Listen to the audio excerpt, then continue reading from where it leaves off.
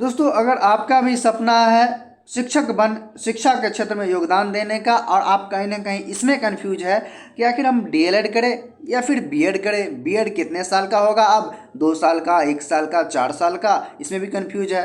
और साथ ही ये दोनों में से कौन सा कोर्स अच्छा है फिलहाल के लिए, और इस दोनों में से यानी किसकी वैकेंसी, किस कोर्स करने से हमें वैकेंसी ज़्यादा देखने को मिलता है, और योग्यता यानी क्वालिफिकेशन आपका क्या रहने वाला है जिससे आपका इस दोनों कोर्स में एडमिशन हो पाएगा। और जो है सो इसमें आपका टोटल जो है सो कॉलेज फ़ी और अदर खर्च मिलाकर कितना टोटल खर्च पड़ जाता है। इसके बाद अगर आपका जॉब लग जाता है तब आपको सैलरी कितना मिलने वाला है। और एक और जो है जहाँ पे भ्रांतियाँ चल रहा है ये कि ग्रेजुएशन प्लस डीएलएड कर सकते हैं या नहीं कर सकते, इसके बारे में डिटेल्स में हम बात करेंगे। ए टू जेड जानकारी आपको इसमें देने वाला हूँ। और ये आपसे मैं वादा करता हूँ कि डीएलएड वर्सेस बीएड आपको कौन सा कोर्स अच्छा है, कौन सा करना चाहिए, नहीं करना चाहिए, इस टॉपिक पे इस वीडियो को देखने के बाद आपको कोई और वीडियो देखना नहीं पड़ेगा निश्चित रूप से। अगर आप 12th पास हैं या फिर ग्रेजुएशन पास हैं, निश्चित रूप से आपको ये वीडियो देखना चाहिए। अंत तक जरूर देखिएगा, सारी जानकारी को समझेंगे एक एक करके।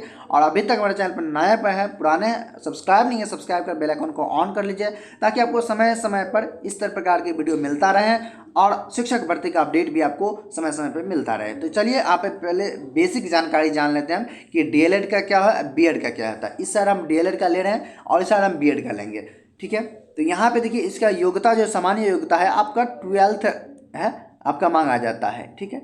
इसमें जो है 12th पे अगर आप एडमिशन लेते हैं तो 1 to 5 का आप शिक्षक बन पाएंगे, यानी 1 से 5 तक के शिक्षक आप बन पाएंगे। अगर आप ग्रेजुएशन के बाद भी आप इसमें एडमिशन ले सकते हैं। ग्रेजुएशन के बाद अगर आप एडमिशन लेते हैं तब जैसा आप 6 to 8 तक का भी शिक्षक बन पाएंगे। 1 to 5 तो बन ही होंगे ही। ऐसा नहीं है कि ग्रेजुएशन के बाद अगर लेंगे तो 1 to 5 नहीं बनेंगे। ग्रेजुएशन के बाद अगर लेते हैं या फिर 12th के बाद भी ग्रेजुएशन करते हैं तो निश्चित रूप से आप 6 to 8 तक जो है यहाँ पे शिक्षक बन सकते हैं। यानी कुल मिलाकर देखें तो यहाँ पे आपको जैसे 1 से लेकर 8 तक शिक्षक बन पाएंगे। वहीं बात कर लेते हैं अब जैसे खर्च का।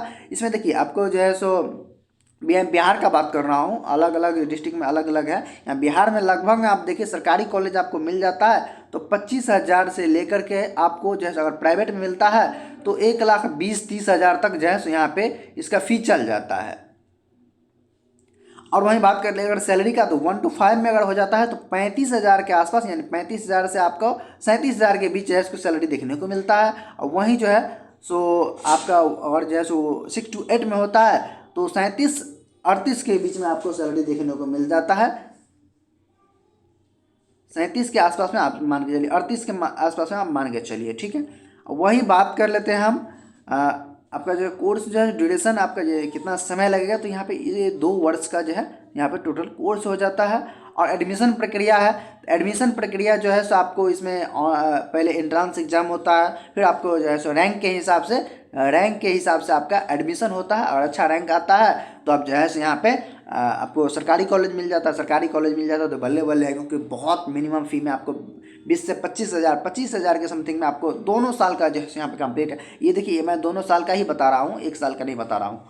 तो आपको यहाँ पे जो है इतना समय लगने वाला है, ठीक है। उसके बाद हम बात कर लेते हैं हम कि आपको इसमें जैसे बीएड करने के लिए आपको सिंपली ग्रेजुएशन आपको पास जो है सो होना चाहिए, ठीक है।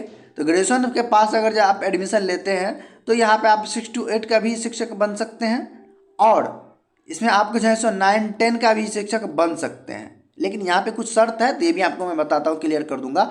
और देखिए और इसके बाद जैसे अगर आप पीजी के बाद जैसे एडमिशन लेते हैं, पीजी से भी आप एडमिशन मान के चलिए इसमें आपको जो है सो सभी में एडमिशन के लिए जो है सो किसी भी कोर्स में यानी बीएड हो या फिर डीएलएड हो तो आपका एकेडमिक डिग्री जो है सो ग्रेजुएशन है, 12th है, पीजी है, इसमें मिनिमम 50% होना चाहिए। और कहीं पे मेरिट बेस पे आपका जैसे एडमिशन किसी भी राज्य में लिया जा रहा है तो आप जिसमें आपको ज़्यादा परसेंटेज है वहाँ से उसको आप अप्लाई करेंगे तो आपको जैसे यहाँ पे कॉलेज अच्छा मिलने के चांसेस बन जाते हैं। तो अगर पीजी से आप एडमिशन लेते हैं तो यहाँ पे आपको जो है सो 11-12 तक जो है सो आप शिक्षक बन सकते हैं। या फिर ग्रेजुएशन के बाद आप बीएड कर लिए, बीएड के बाद आप पीजी करते हैं तो भी आप जो है यहाँ पे 11-12 का शिक्षक बन सकते हैं।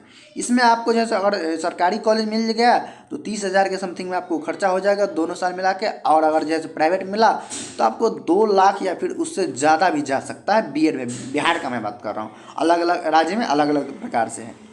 इसमें बात कर लो वही सैलरी का, सैलरी आपको जो है सो 42,000 के समथिंग में आप रखिए।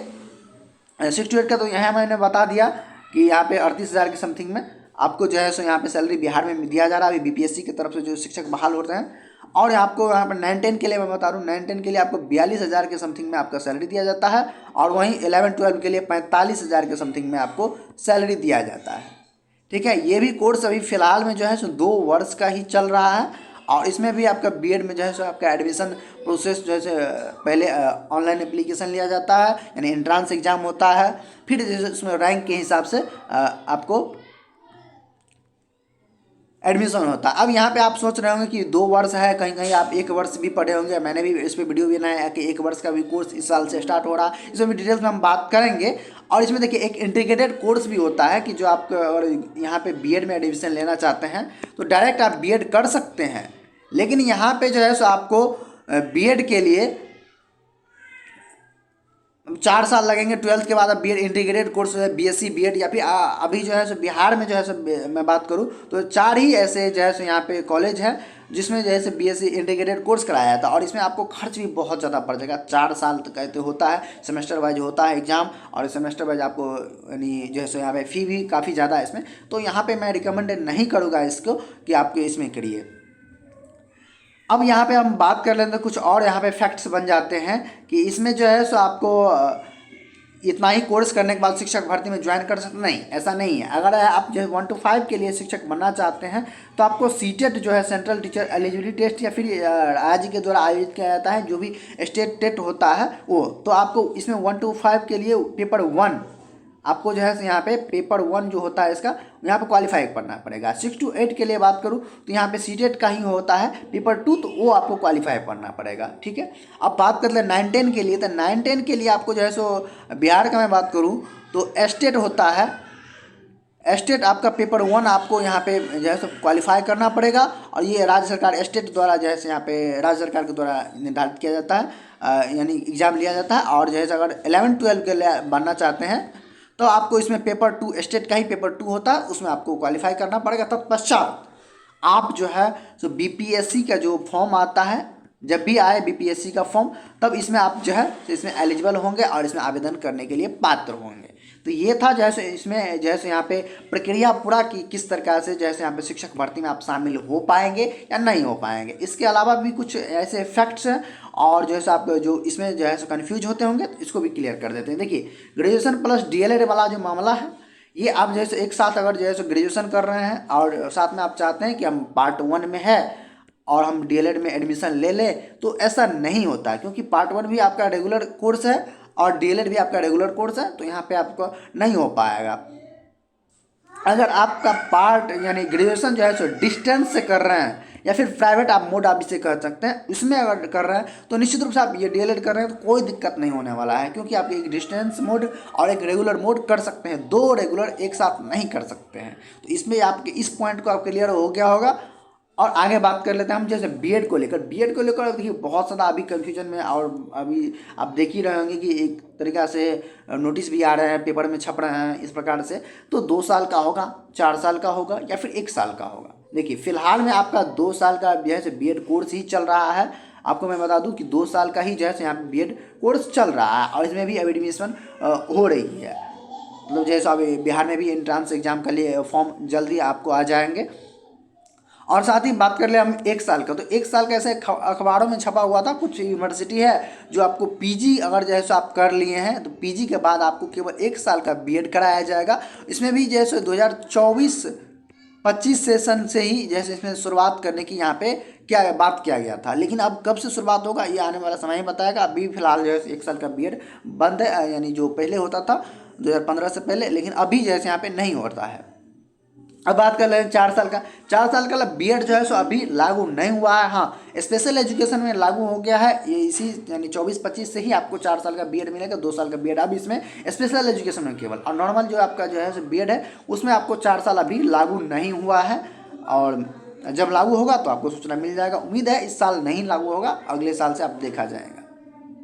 आगे बात कर लेते हैं किसमें ज़्यादा वैकेंसी आता है, तो ये आपके यहाँ पे देखिए कि 1 to 5 इस बार आप बीपीएससी TRE 1 TRE 2 का दे। TRE 1 में तो आपका 1 to 5 का सबसे ज़्यादा वैकेंसी था, और TRE 2 में देखें तो आपको इसमें आप TRE 1 की बात करूँ 9-10 में भी 11-12 में भी, आपको काफ़ी ज़्यादा संख्या में वैकेंसी देखने को मिला है दोनों में, TRE 1 में, TRE 2 में।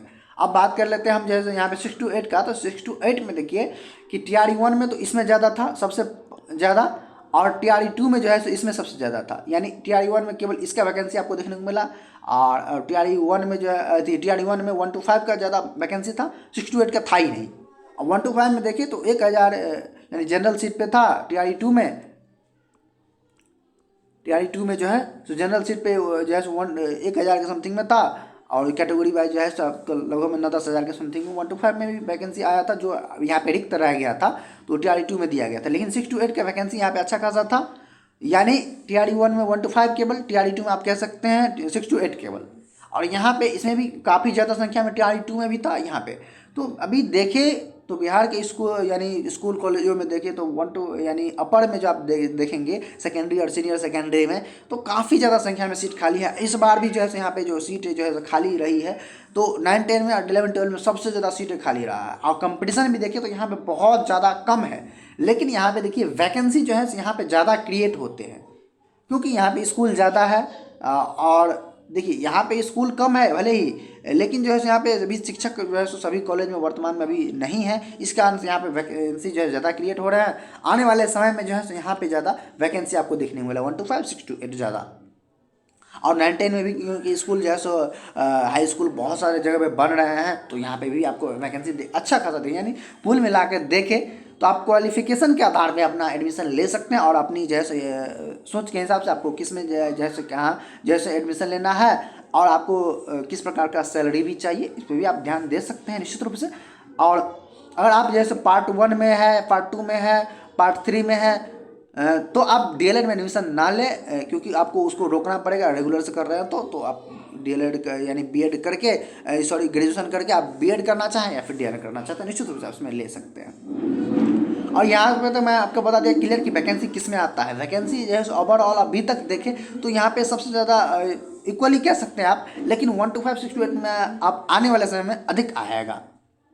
आप बात कर लेंगे आपको जिसमें एडमिशन ले आप, यानी आपको किस में एडमिशन लेंगे, यहाँ पे जिसमें लिखा गया किस में आपको एडमिशन लेना है, तो देखिए अपने क्वालिफिकेशंस के आधार पे आप एडमिशन लेंगे कि आपको जो है सो कौन सा और किस स्तर के शिक्षक को आपको पढ़ाना यानी बच्चों को आपको पढ़ाना अच्छा लगता है, और जो है सो पढ़ाने में आप सक्षम है। अगर हायर में जाते हैं तो आपको पढ़ाना ही पड़ेगा, ऐसा नहीं है पहले ज़माना चल गया कि आपको नहीं पढ़ाना पड़ेगा। तो आप अपने जो है सो आप सक्षमता के आधार पर जो एडमिशन ले सकते हैं। आपको जिस भी स्तर के शिक्षक बनना चाहते हैं उसमें आप एडमिशन ले सकते हैं। और वैकेंसी का बात करें तो वैकेंसी ओवरऑल सभी का जैसे लगभग में समान ही आता है, और यहाँ पे आपको मिल जाएगा।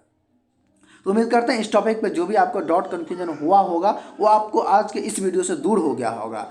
और इस वीडियो को ज़्यादा से ज़्यादा शेयर कर दीजिए ताकि सभी अभ्यर्थियों को इस प्रकार से कोई भी कन्फ्यूजन हो तो दूर हो जाए। वीडियो में लास्ट तक बने रहने का आपका बहुत बहुत धन्यवाद। चैनल पे नए पुराने और अभी तक सब्सक्राइब कर बेल आइकन को ऑन कर लीजिएगा, और इस वीडियो को ज़्यादा से ज़्यादा शेयर लाइक कर दीजिए। धन्यवाद।